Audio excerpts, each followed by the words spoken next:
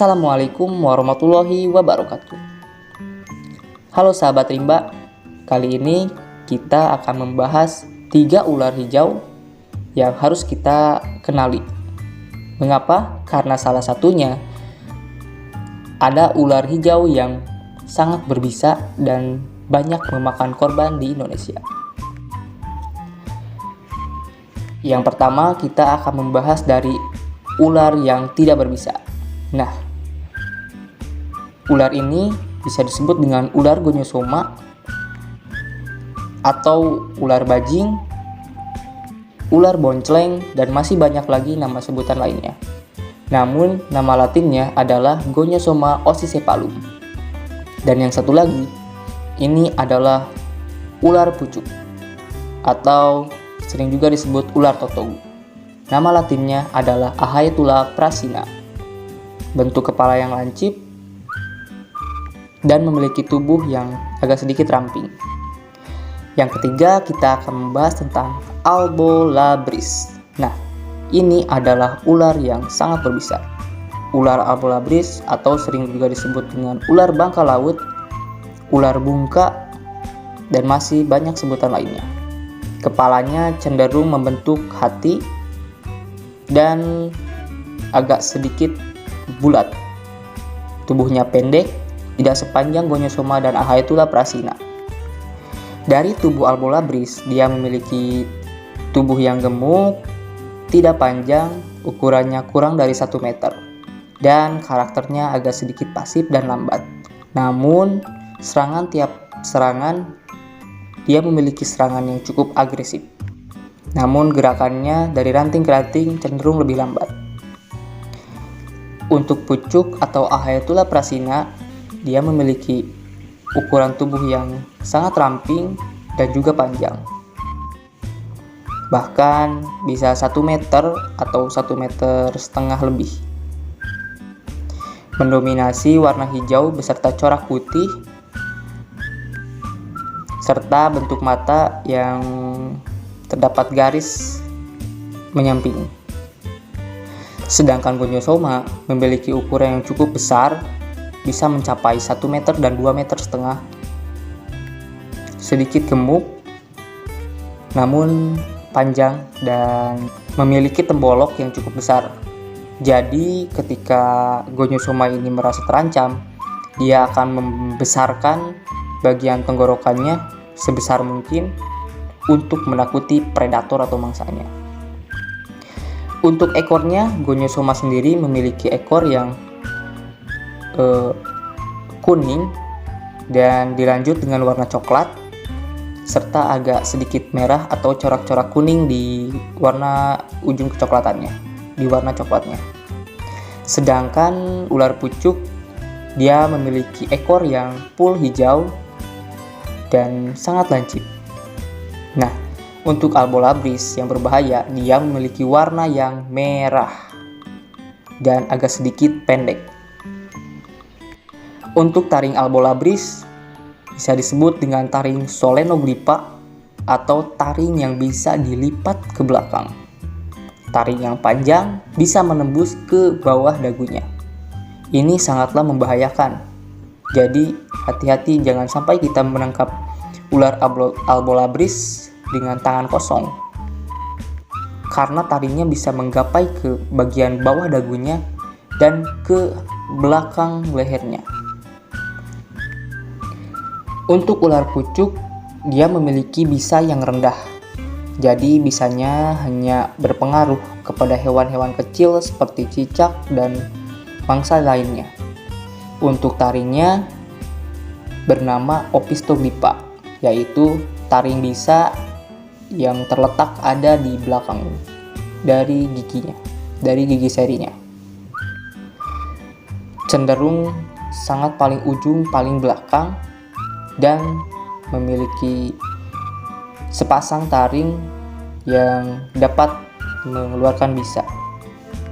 Namun bisa ini aman untuk manusia dan tidak berefek terlalu banyak. Mungkin bisa saja berefek gatal atau sedikit agak panas. Sedangkan Gonyosoma dia tidak memiliki taring bisa.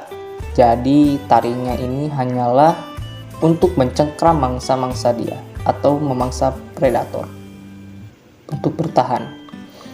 Dan taringnya ini cukup banyak serta bekas gigitannya memiliki bentuk alur seperti U. Dan taring ini biasanya disebut dengan taring aglifa. Secara habitat, untuk ular Gonyosoma sendiri biasanya berada di pepohonan yang cukup tinggi dan biasanya berkelompok. Jadi jarang ditemukan Gonyosoma yang menyendiri.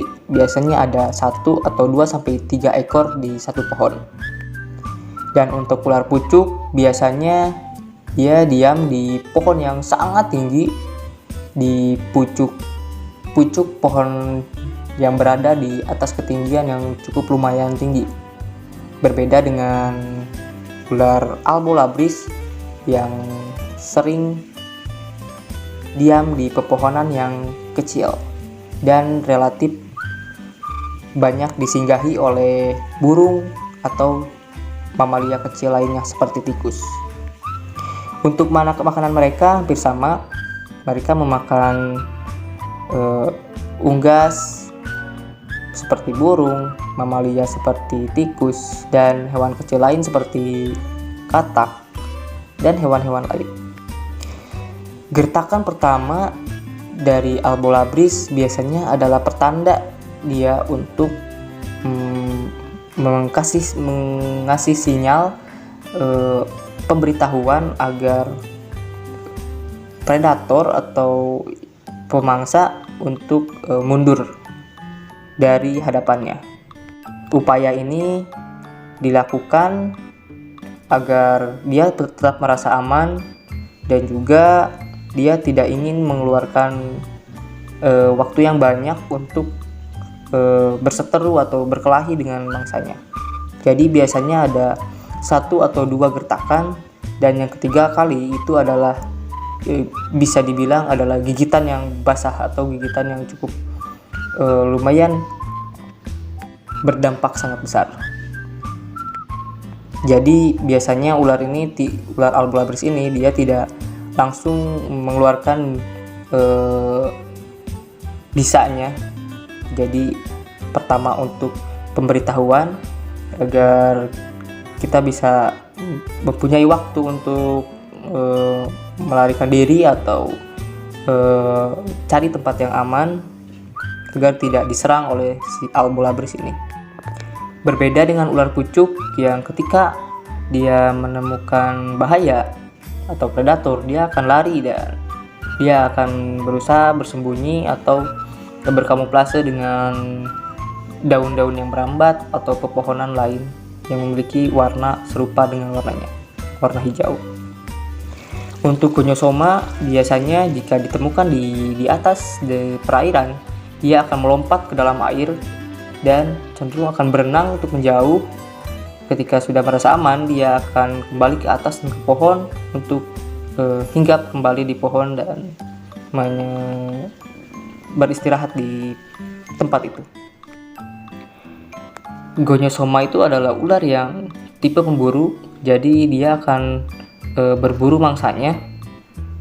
Berbeda dengan seperti ular Albolabris ini, dia yang akan menunggu mangsanya untuk menghampirinya. Dan pucuk juga dia memiliki sama, dia adalah tipe pemburu, jadi dia akan memburu ke bawah untuk mencari makan berupa katak dan hewan lain. Dari karakter, untuk ular Albolabris dia cenderung pasif, dan ular pucuk dia cenderung pasif namun bisa juga agresif. Dan untuk ular Gonyosoma dia memiliki karakter yang sangat agresif.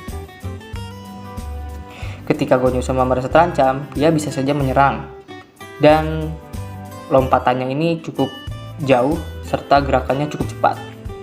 Ketika pucuk yang berada di posisi yang berbahaya atau terancam, dia akan melakukan hal sama yang seperti Gonyosoma, hanya saja pucuk ini cenderung lebih kalem atau dia lebih santai dalam bertahan diri.